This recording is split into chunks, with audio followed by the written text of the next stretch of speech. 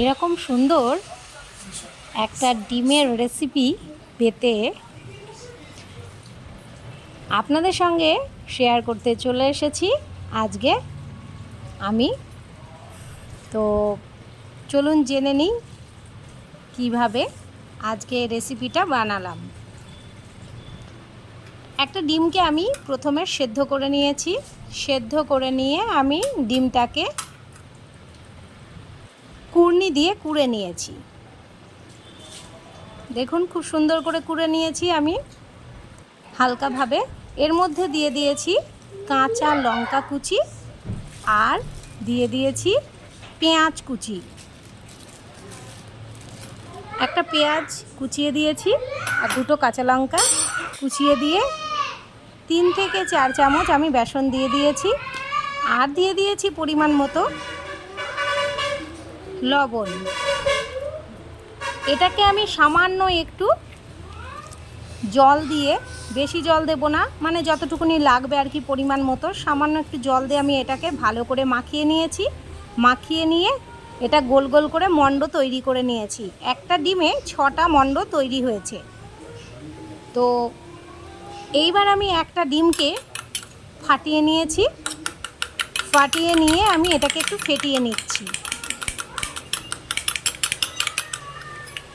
ফেটিয়ে একটা পাত্রে আমি আলাদা রেখে দিলাম। আর এবার সুন্দর করে আমি মণ্ডগুলোকে এর মধ্যে দিয়ে দিচ্ছি।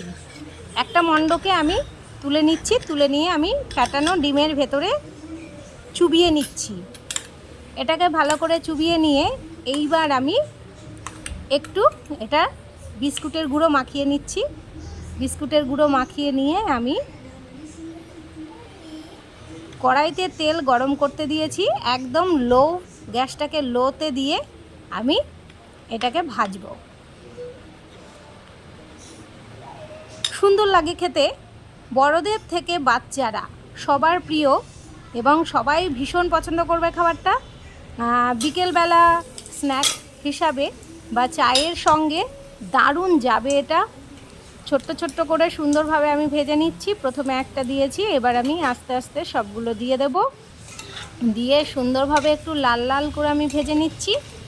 ভেজে তুলে নিয়ে এটাকে সসের সঙ্গে পরিবেশন, গরম গরম দুর্দান্ত খেতে লাগে। আপনারা ট্রাই করে দেখবেন। একদম নতুন একটা ডিমের রেসিপি, ভীষণ ভালো লাগবে আশা করি।